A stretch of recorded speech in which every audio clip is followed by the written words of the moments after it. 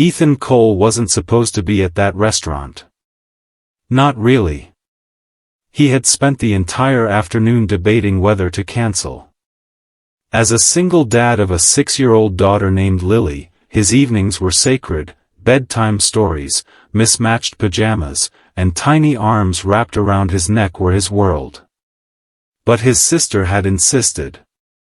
"You deserve a life too, Ethan," she had said, practically pushing him out the door while promising to watch Lily.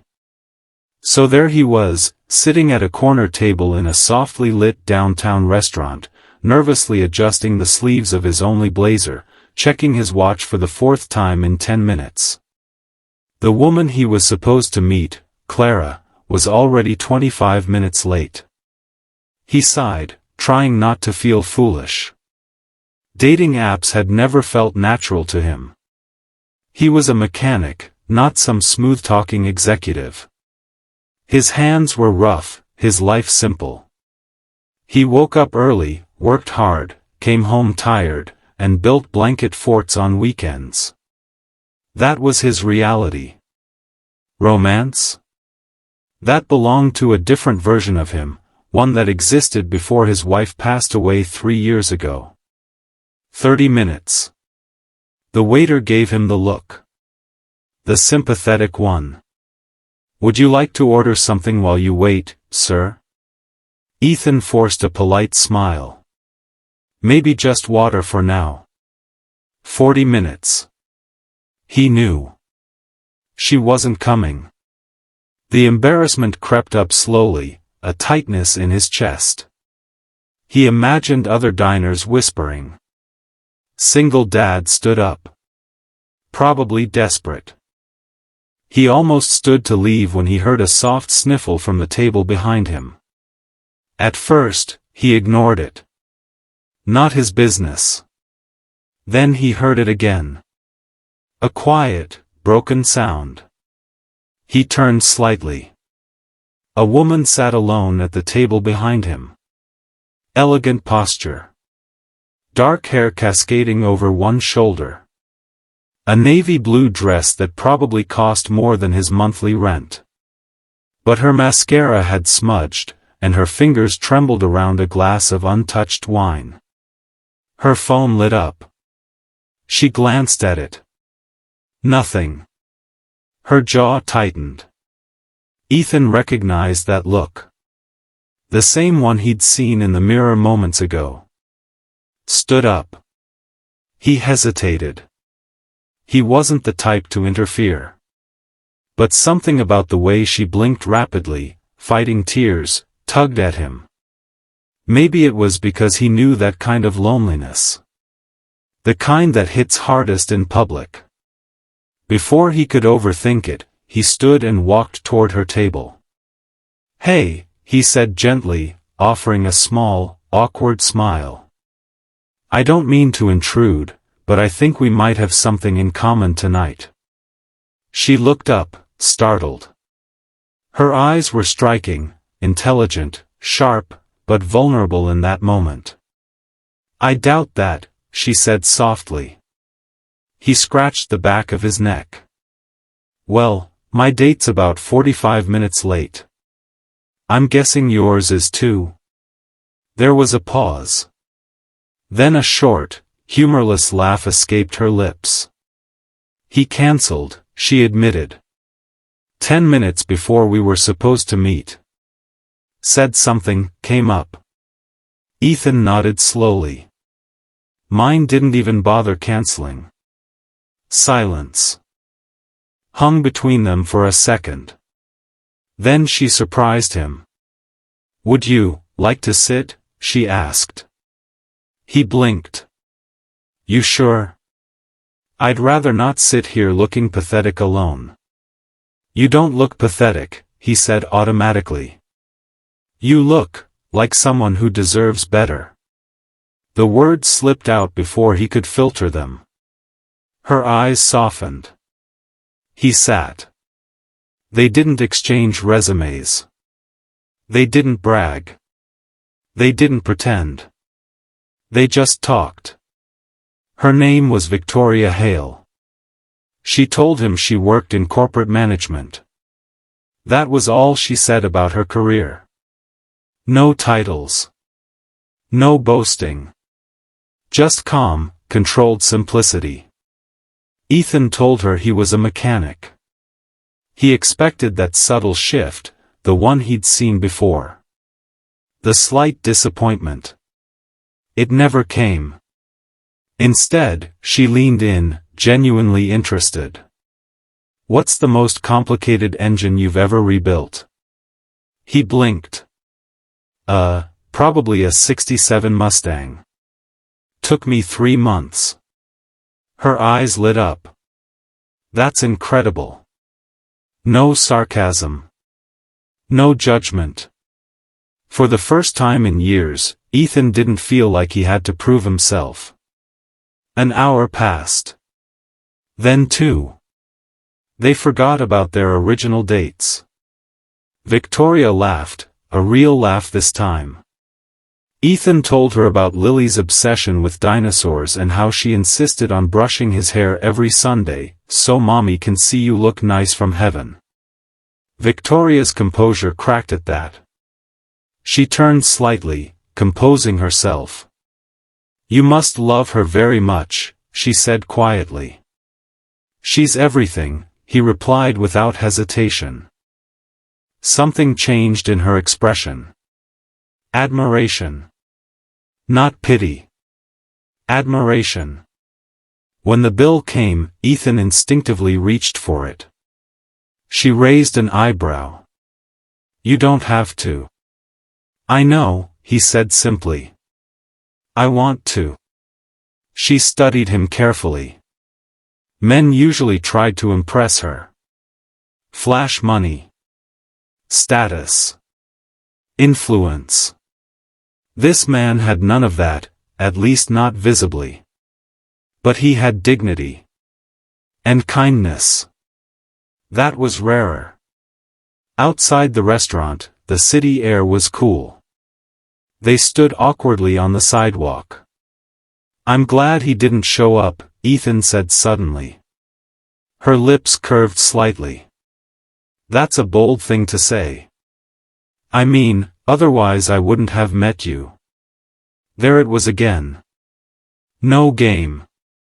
Just honesty. She stepped closer. Ethan, would you maybe want to do this again? On purpose this time? He smiled. Yeah.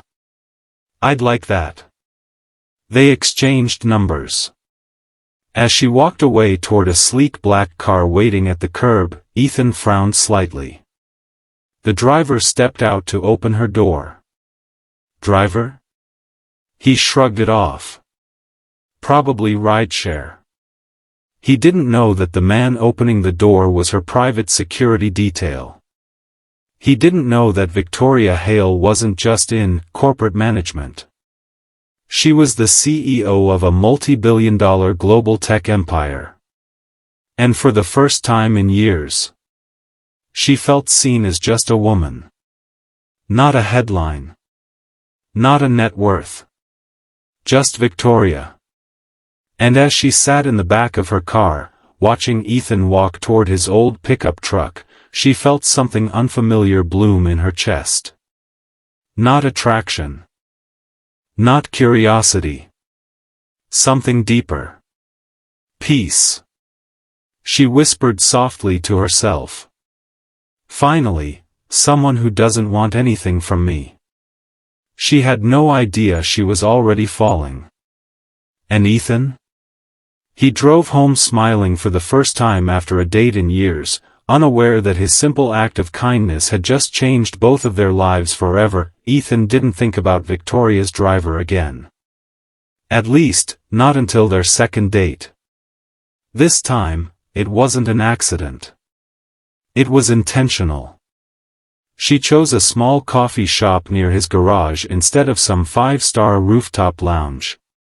She arrived alone, no visible security, no luxury car in sight. Just Victoria in jeans and a soft sweater, her hair pulled back casually. Ethan noticed the difference immediately. You look normal, he teased. She smirked.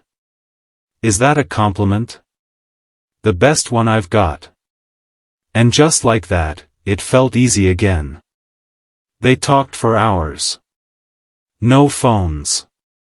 No distractions. She asked about Lily again. He showed her a photo, Lily grinning with missing front teeth, holding up a drawing labeled, "Me and Daddy." Victoria stared at the picture longer than necessary. She's beautiful, she whispered. She gets that from her mom, he replied. Victoria hesitated before asking, do you ever feel guilty, moving forward? The question hit deeper than she intended. Ethan leaned back slowly. Every day. Silence settled between them. I loved my wife, he continued. I still do. But Lily deserves to see me happy. And I deserve to feel something. Again. Victoria's expression softened. That kind of loyalty wasn't common in her world. In her world, relationships were strategic. Disposable. Negotiated. But Ethan spoke about love like it was sacred. And that terrified her. Because she was already falling. The discovery. 3 weeks passed. They met 5 times. On the 6th, everything changed. Ethan had closed the garage early. He wanted to surprise Victoria with dinner at home, simple pasta, Lily's favorite garlic bread recipe. Victoria had insisted she wanted to see his real world. But when Ethan stepped out to grab something from his truck, he noticed 2 black SUVs parked across the street. Engines running. Windows tinted. His instincts sharpened. He walked back inside calmly. Victoria, are you expecting someone? Her posture stiffened. She hadn't told him yet. She was waiting for the right moment. But there's never a perfect moment to reveal you run a billion-dollar corporation. Before she could answer, one of the SUV doors opened. A man in a tailored suit stepped out. Ethan watched from the window as the man spoke into an earpiece. Vic, Ethan said slowly, turning toward her. What's going on? She stood. For the first time since he met her, she looked uncertain. My full name, she said carefully, is Victoria Hale. He blinked. Yeah. I know. I'm the CEO of Hale Technologies. The words hung in the air. He stared at her. It took a second. Then 2. Then recognition dawned. He had seen that name before, on news articles playing in the waiting area at the garage. On headlines about acquisitions. On magazine covers. Billionaire CEO. Net worth in the billions. He stepped back slightly. You're that Victoria Hale? She nodded once. Silence. Not anger. Not shouting. Just silence. And somehow, that hurt her more. You lied, he said quietly. Her voice cracked. I didn't lie. I just didn't tell you everything. That's the same thing. Lily's laughter echoed faintly from the living room where she was coloring. Ethan glanced toward the sound instinctively. Protective. Always protective. You think I'd treat you differently? She asked. I don't know, he admitted. But I know your world is nothing like mine. He gestured around the modest house. The worn couch. The crayon marks on the wall. You have drivers. Security teams. Board meetings. I fix engines and pack school lunches. Her eyes filled. And that's exactly why I fell for you. The word fell. Fell. He froze. She stepped closer. No one talks to me the way you do. No one sees me without calculating my value. You didn't know who I was, and you were still kind. Because that's who I am, he replied softly. I know. Victoria, this isn't a fairy tale. I can't give you penthouses and private jets. I don't want them, she said firmly.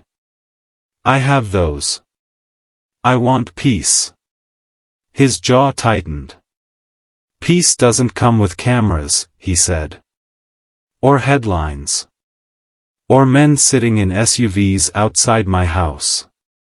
As if on cue, Lily ran into the kitchen. Daddy, who are the spy cars outside? Victoria's heart shattered at the fear in the child's voice. Ethan knelt instantly. Hey, hey. It's okay. Just, work people. Lily looked at Victoria uncertainly. Are they your friends? Victoria swallowed hard. They're here to keep me safe. From what? Lily asked innocently. From loneliness. From betrayal. From people who only love money. But she couldn't say that. Ethan stood slowly. This is what I mean, he said quietly to Victoria. My daughter didn't sign up for this. Tears finally spilled down Victoria's cheeks. I can make them leave. But can you make your world leave? He asked. Silence again. And then. He did the hardest thing he'd done since his wife's funeral. I think, you should go. Her breath hitched. Ethan. I care about you, he said, voice breaking slightly. But my first job is being her father. And your world is dangerous in ways mine isn't. The security team waited. Victoria stood frozen for 3 long seconds. Then she nodded slowly.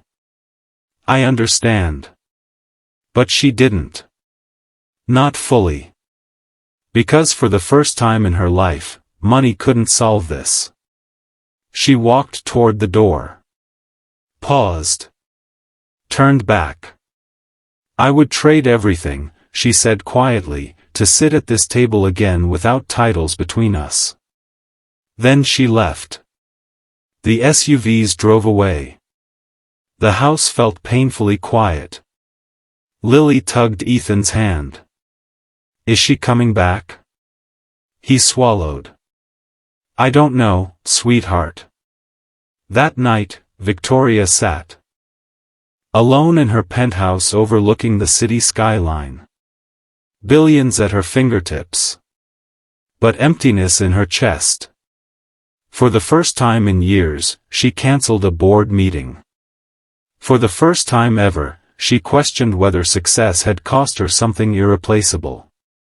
Meanwhile, Ethan lay awake staring at the ceiling. He told himself he did the right thing. But his heart argued differently. Because he didn't push her away because she was rich. He pushed her away because he was afraid. Afraid he didn't belong. Afraid he'd lose her. Afraid his daughter would get hurt. And sometimes, fear disguises itself as responsibility. 3 days passed.